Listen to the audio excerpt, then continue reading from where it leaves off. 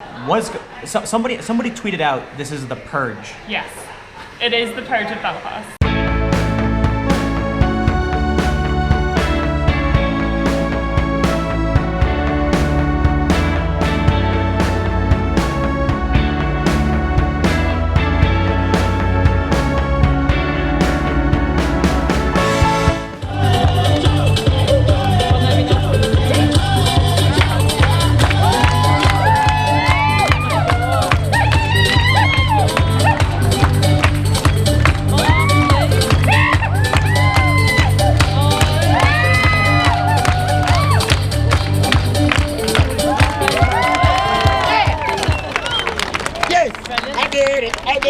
I did it.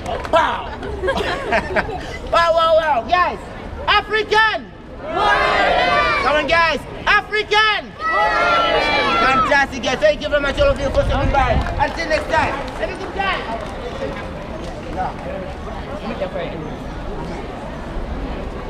The street shows are always fun. They're funny. They have a very similar routine. But the thing that really bums me out about traveling around the world is that whenever you go to, basically anywhere, you see the exact same stores everywhere. What do people do when they go to tourist locations?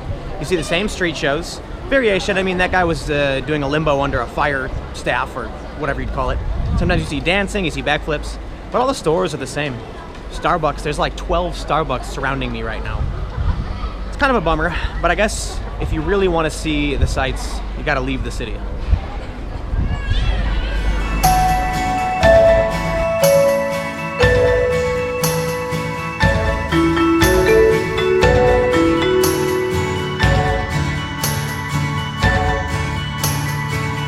Well, I'm here in Belfast, and tomorrow is the start of a big holiday celebration that, I'll put it this way. I was asked to come down here after Hamburg and the G20 because this festival, holiday, I guess whatever people are calling it, happens in Ireland, Northern Ireland.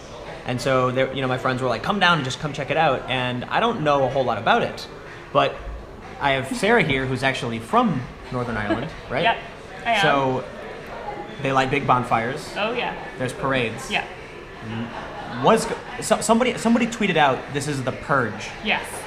It is the Purge of Belfast. So what happens is, if you can imagine Purge, just like murdering. Without the murder. Without the murder, of okay. course. But there's violence, there's drunks, everything that you can imagine. It is either terrifying or it's the best thing that happens to your life. Either your social calendar revolves around it, or you do everything to stay away from it. Really? Yeah. Wait, so there are people who wait all year for this day. Oh yeah, there's people who prepare, there's people who have the bonfires don't just come up out of the blue, there's people who have been preparing for weeks and they get absolutely everything, and depending on what family you're raised in, it's something that you either cherish and you adore and you're built up and brought up in, or there's something that you don't want to have anything to do with. So what is this celebration holiday for? Honestly, it's for anyone who really gives a shit. But it started off as the Battle of Boyne, which happened on the 12th of July, and it's honestly Protestants and Catholics going against each other. Protestants absolutely loving it, and then there's Catholics who don't like it. There's mixed kind of. I imagine that in this day and age, there's everyone who has something, who's disagreed with something.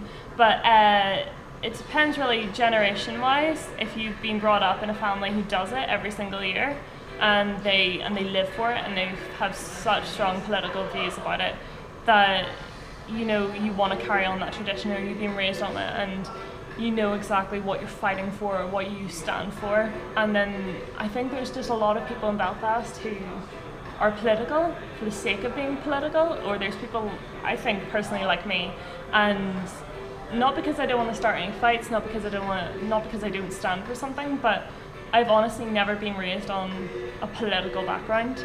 And I was talking to you earlier, and I was like, mixed marriage around here is Protestant and Catholic. Is that controversial? Yeah. Really? Yeah. We call, my mum's Protestant, my dad's Catholic, and people are like, oh. But this has a lot to do with Northern Ireland being part of the United Kingdom, Yeah. is it really more? Do you think it's more about Northern Ireland and Ireland, like the Republic, versus the United Kingdom, or is it religious? Yeah, as I say, it's very political. So there's Sinn Féin, who's mostly Republican, really fights. There's a lot of Catholics. But let's clarify real quick, because Republican is different to Americans. Oh, yeah. What does Republican mean here? Republican is basically just against the Queen. So you want a republic, you want the island of Ireland. So Northern Ireland should be part of Ireland as a whole. Yeah, should be its own free Ireland. And then there's a lot of people who are like, no, we've fought, we've tried that, we've done absolutely everything that we can do. It's not going to work. And honestly, I stand, and this is controversial if it's not, but there's too much wrong, and there's too much that we've tried to fight for, and too many times that we've tried, and too many people have, through their generations, been discriminated against. Too many people have fought for what they wanted and not got what they wanted, and it's been violent, it's been hurtful, it's broken up friendships, family relationships, and I don't think a united Ireland will ever come about anytime soon. I think the interesting thing is I have some friends that I know are, I guess you would call them Republican. Yeah. But I guess you could call them kind of, I don't want to say defeatist. Okay. But the attitude's kind of, oh yeah, it probably won't ever happen. Yeah. The attitude I was told is like, it should be unified, but at this point, it's so far gone. There's people, But what's interesting is Ireland may never be unified, but it is unionized under the European Union with the UK. Now with Brexit happening, who knows? but it's interesting. So I guess let me ask you something sort of unrelated. But what was it? Was there anything interesting, or did anything happen when the European Union happened? Oh yeah. There was so many people who, I was applying for university at this stage, and you just saw the tuition fees and everything. If you're part of the EU, it's different. If you're outside of the EU, it's much more. But if you're in other EU, it's all the different prices and everything. I remember waking up, hearing the news of Brexit, and went on my phone, and as soon as Brexit happened, I think it was within a couple of hours, all applications for Irish passports from all post offices went out the window. Completely taken. Absolutely everyone who was part of Northern Ireland, you had the choice it's kind of like a grey area, but depending what you support, depending on your political views, you can either get an Irish passport or a UK passport, British citizen one. And so there's people here and they have both, or they just have an Irish passport. But everyone, as soon as they heard, just went down to the post office and just went, I'm an Irish citizen, I deserve an Irish passport. I'm part of Ireland, I'm not part of the UK. Oh, wait, so like people from Northern Ireland applied for Irish passports because they wanted EU. They still wanted to be part of the EU, they still wanted to be. Wow. Yeah. Are you from Northern Ireland? Yeah. And did you want an Irish passport? All my family kind of talked about it, and they were like, oh, should we get them? And it was nothing to do with, this is where I come from, this is what, but it was mostly to do with, how much is this going to cost us? Like, I don't want something costing me more just because of a decision I chose against. I didn't want to leave EU. Like, my family didn't want to leave the EU. We saw the pros and cons, and we just went, no, it's safer to be in this. And then a lot of people were like, no, we deserve, it's going to be bad for the economy at the start, and then it's going to get great, and time will tell how it really goes. But it's so interesting that, it seems like there's still conflict between the Northern Irish and the Irish over unification, right? Yeah. But with the European Union, the people were free to move about both. It was, as I say, it was a grey area. A lot of people, you could still do it. Even now you can. And even before, you could have gone, actually I really want an Irish passport because I want to be an Irish citizen.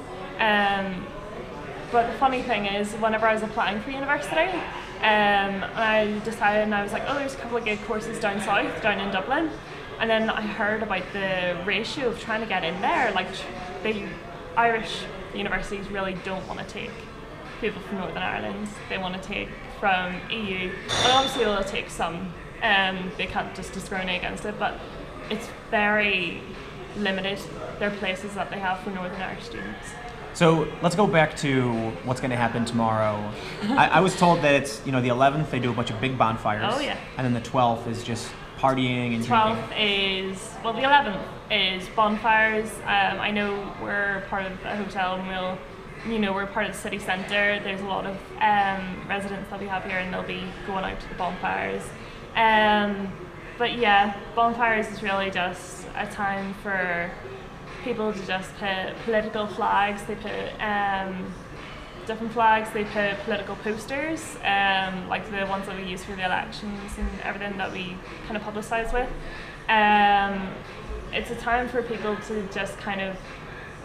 There's a lot of hatred and then against each other, but a lot of love within the separate camps.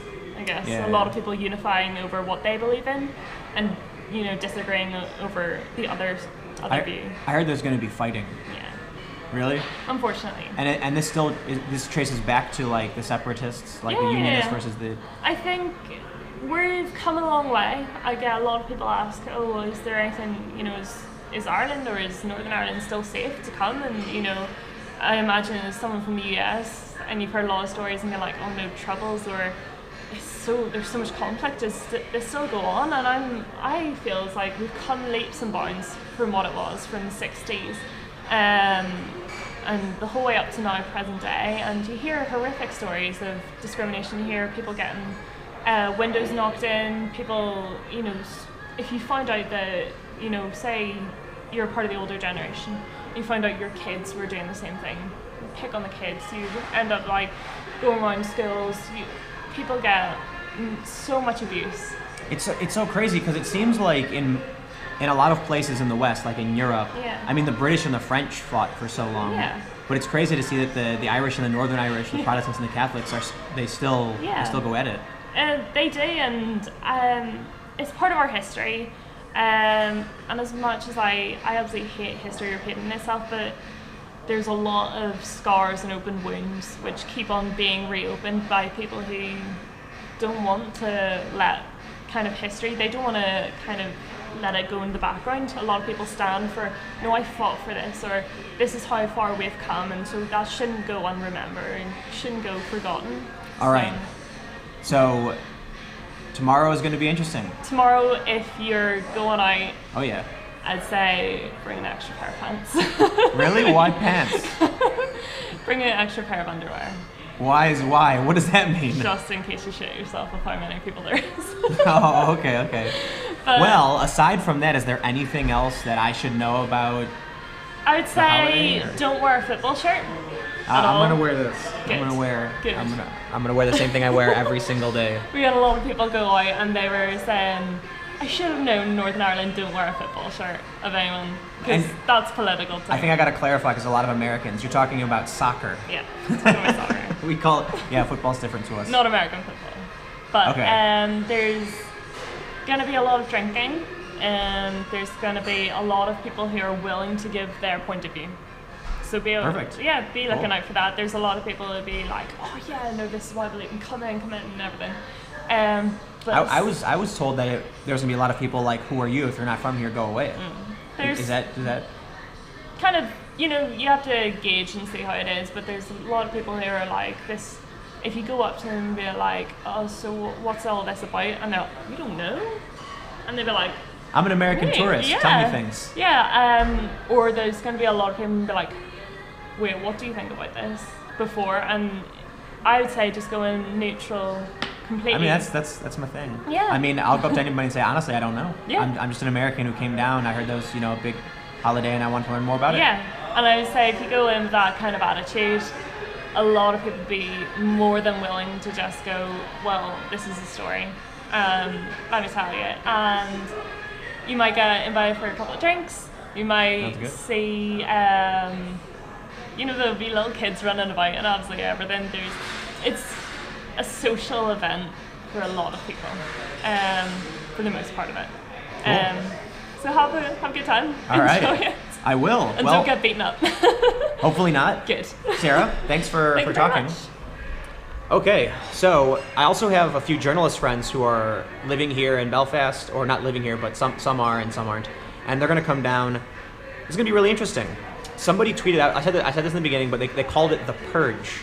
So, I guess we'll see what happens. But if you like the video, click the like button, comment below, let me know what you think. You know, it feels really good to be doing a video that has nothing to do with US politics and partisan fighting. This is gonna be a fun experience in Belfast, Northern Ireland, to learn a little bit about their culture and what's been going on. So, let me know what you think. If you want to help support the work that I do, you can go to patreon.com/Timcast. Give whatever you can or give nothing at all. My videos will always be free and available every day at 4 p.m. But when you give, you help me do the work that I do. You can follow me on Twitter @Timcast. Thank you all so much for watching. I'll see you tomorrow.